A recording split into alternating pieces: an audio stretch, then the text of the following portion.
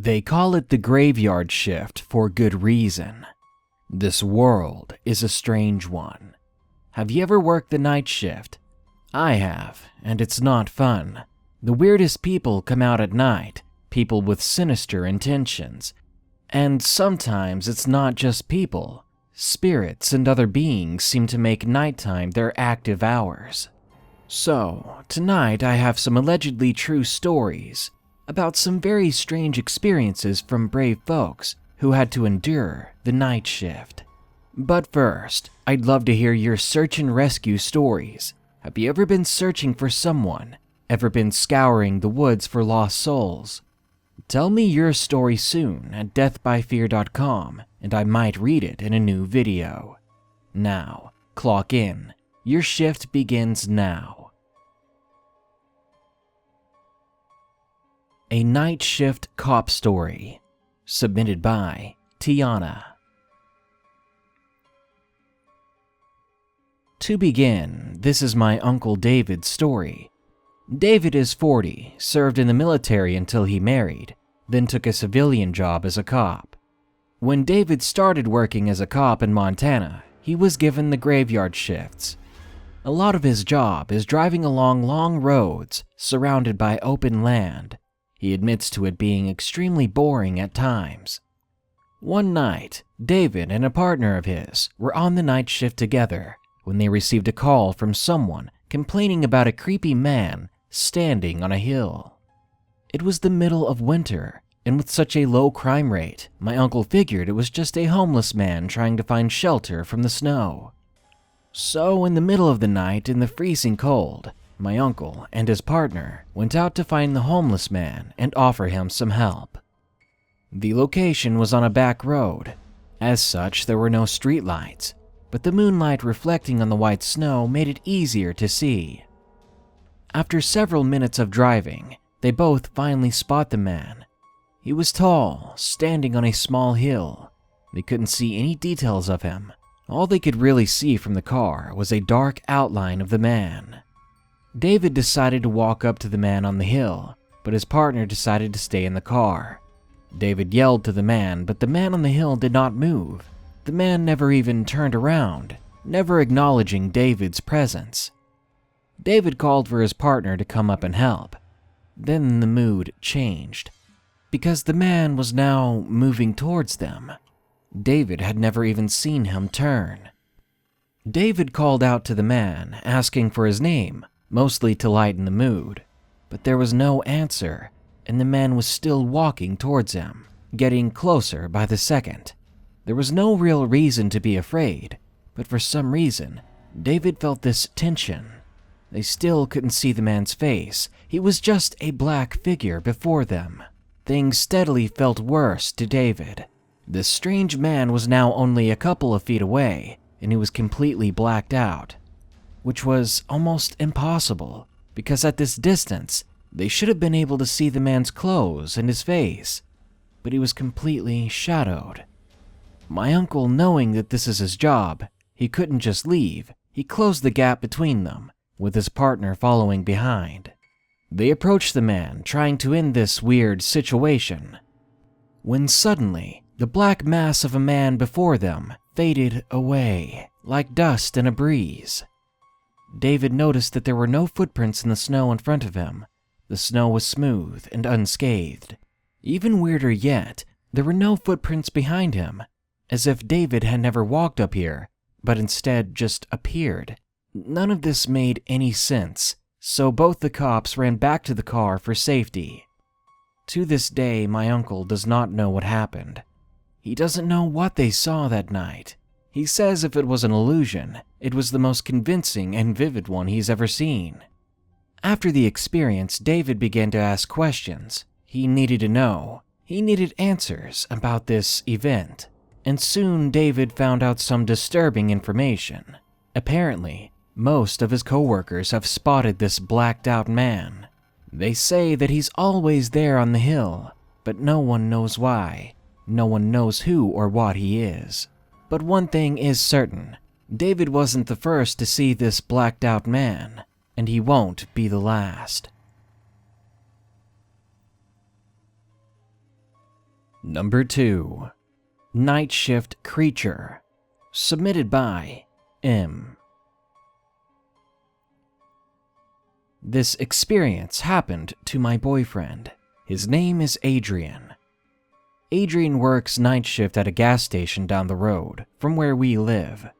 He goes in at around 11 p.m. and he won't get home until 6 in the morning. But one night something happened. The night started out as any normal night. I was laid up on the couch watching TV while our daughter slept on my chest. He kissed us goodnight and then left for work.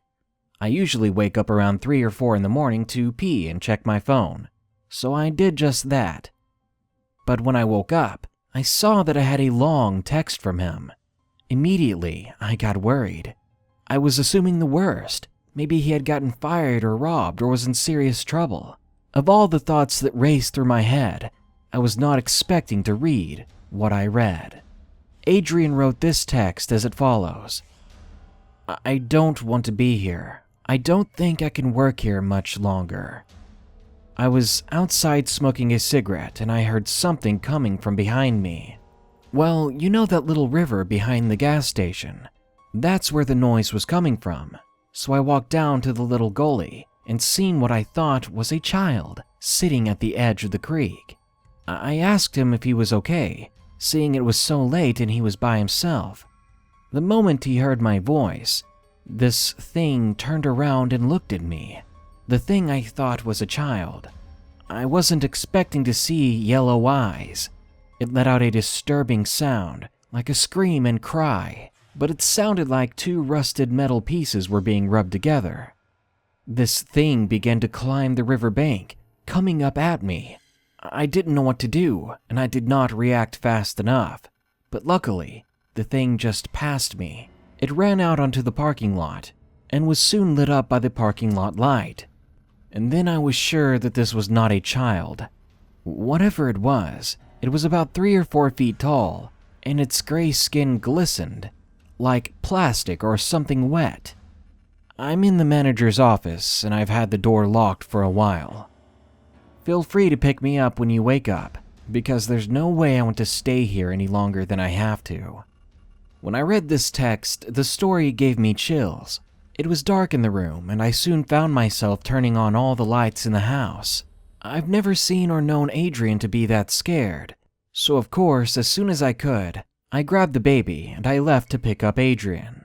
The whole ride there, though, I was so creeped out. The shadows along the sides of the road seemed to dance around me, and the chills I got from reading his story never left.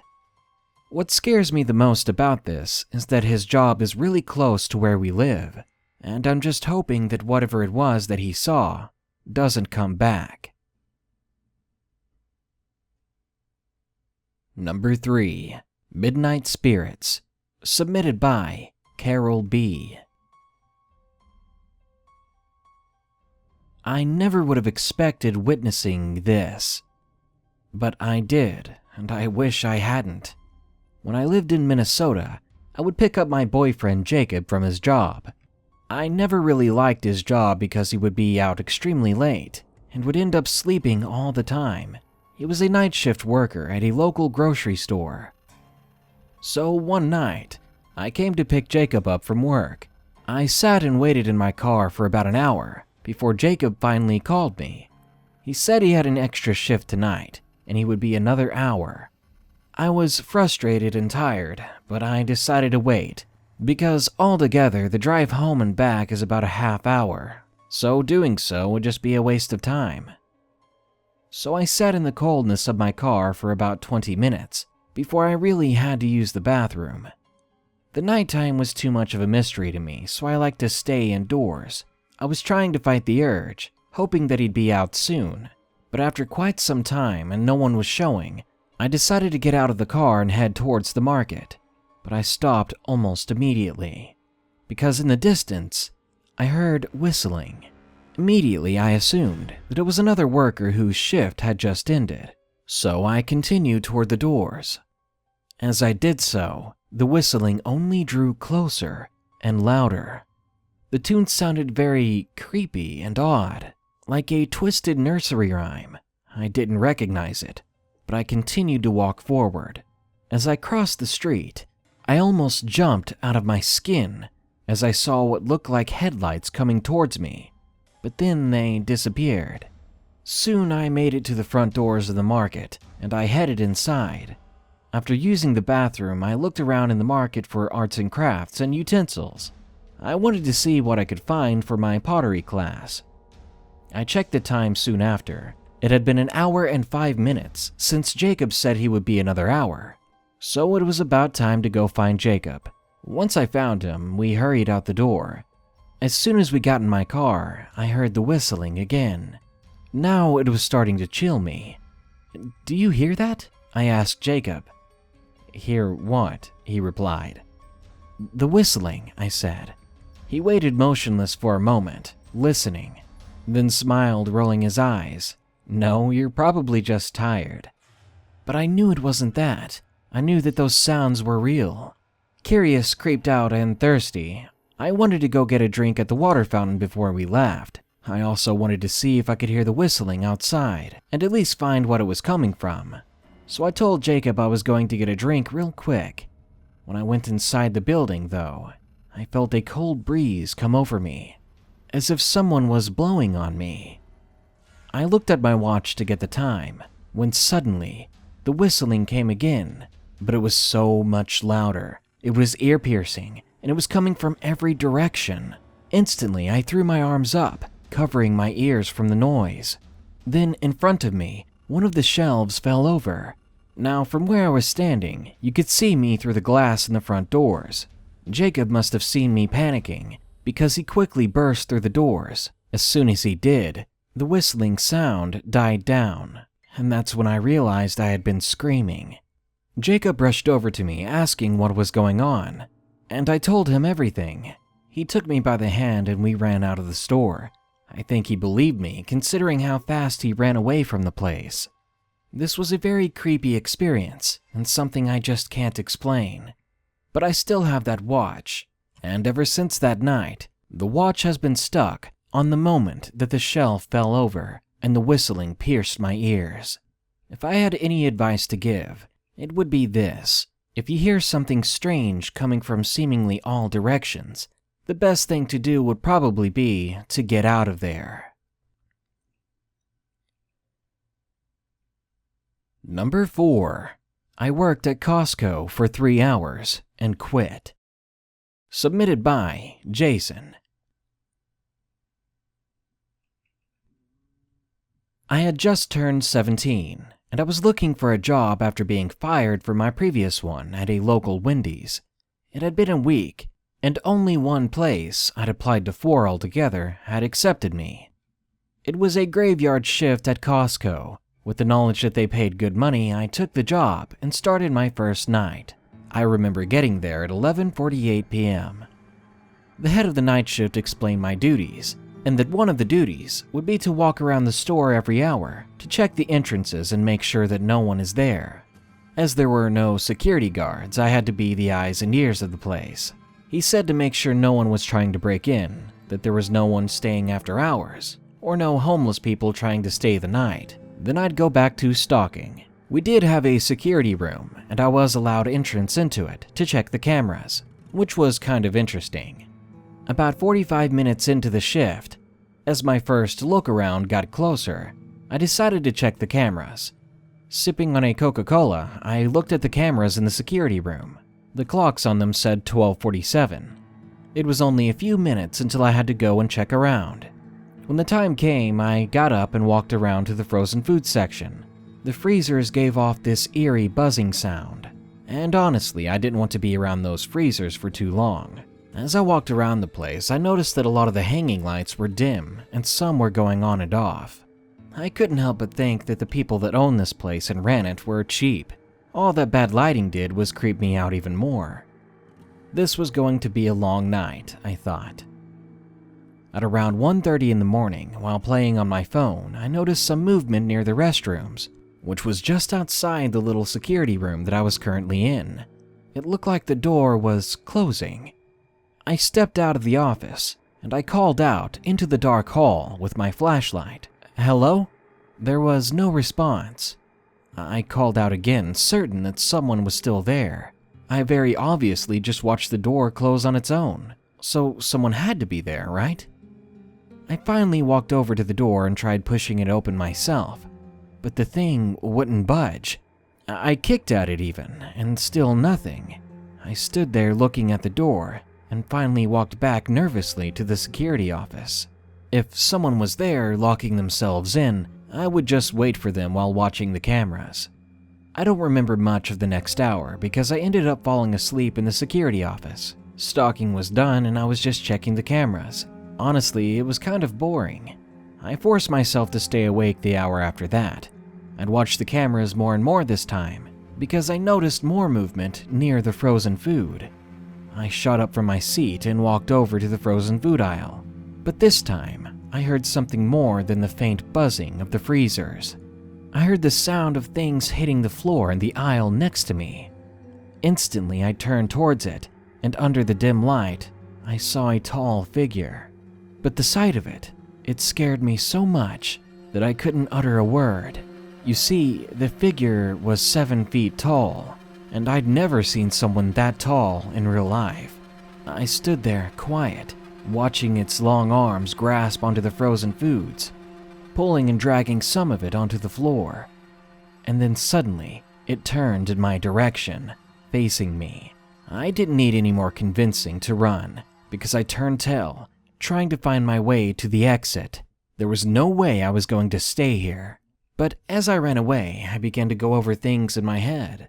This could have just been some tall guy. Maybe he was homeless, maybe he was harmless. I was letting everything get to me, so I began to slow down my run. But as I did, I heard it. The most awful screaming sound filled my eardrums, and then I heard running all around me. One moment it'd be to my left, and the next it'd be 2 aisles to my right. I began to think, who was this? What did they want? I stood still, not knowing where to go, as the loud screaming slowly turned into laughter. At this point, I felt like my only option was to make it to the exit. I didn't know if this guy was crazy, or if he was dangerous, or both. So I ran to the front of the store, hearing those footsteps behind me the whole way, and that cackling filled the air. As soon as I made it to the entrance, I ran through the doors, and only after I reached my car did I look behind me. Out of breath, I saw that the store still stood silent, as if nothing had happened, but it took me a moment to see the silhouette just beyond the glass of the front doors. That tall figure was now leaning against the front door, pushing himself against the glass, and then I saw the sharp object in his left hand.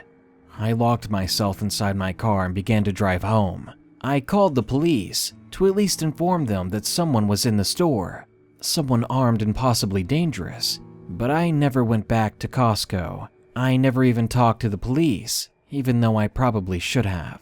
I was 17, I was creeped out, all alone in a big dark store, only to be trapped in there with some psycho.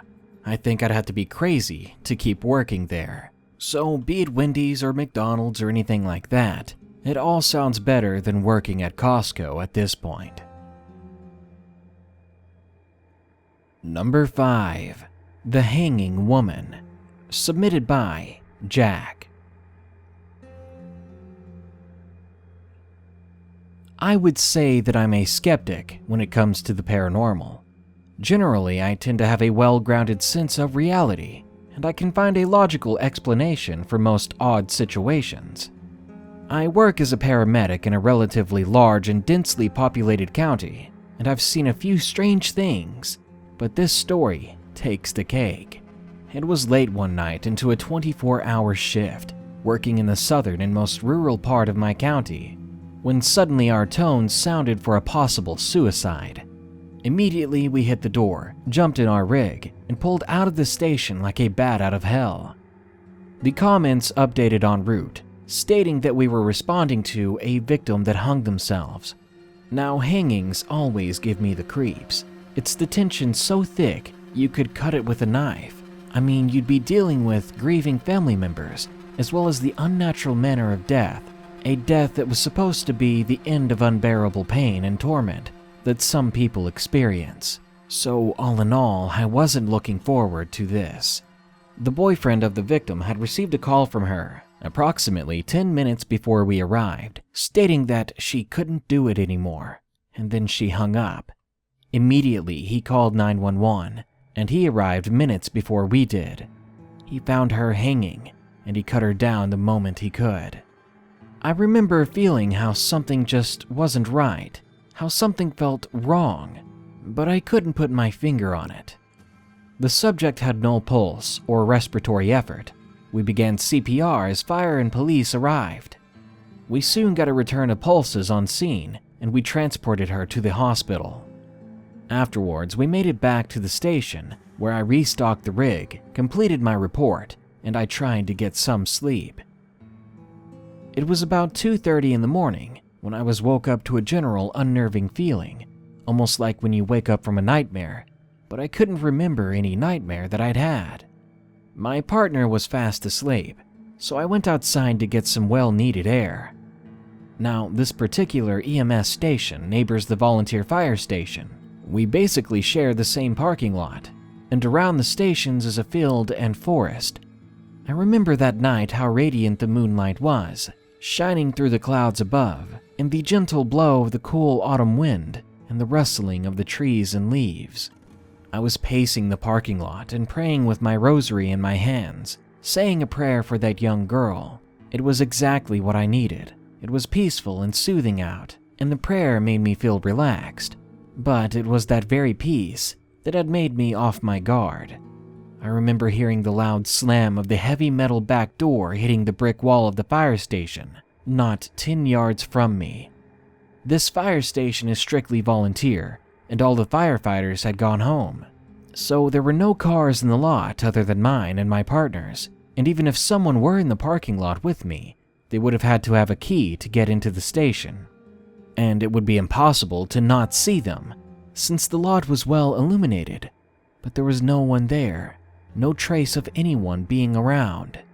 I stood frozen and scared to my spot for what seemed like hours looking at this door that had just magically swung open. When I finally snapped out of my stupor, I drew my flashlight and I went to investigate. I went inside and searched the small station top to bottom, with no sign that anyone was home. Despite this, the air felt electrified, and I could feel the hairs on the back of my neck stand on end. This sensation made me nauseous, and I immediately got out of there and went back to my station. I locked the doors and I sat on the couch trying to shake it off. I tried to settle down, watching Aqua Teen Hunger Force and Squidbillies, while I finished my calls from earlier in the shift. Our cardiac monitor not only takes readings on ECGs and vital signs, but it stores them so you can integrate them into your report later. I got up and went to the truck to integrate my vital signs from my patients earlier in the shift, and I noticed in the archives that there was a new data set timed at about 0300, the exact time that I was outside when I heard that slamming door. Out of curiosity, I opened it and I printed off the data. There were no blood pressures or ECGs, just a single pulse and pulse oximetry reading. What the hell? I thought to myself. I finished my reports quickly, and eventually I crashed on the couch. I awoke at dawn before shift change and carried on with my business. I found out a few days later that the hanging girl had died at the hospital at about 0200. I don't know what to make of the whole situation. All I know is that my skin crawls when I think of her.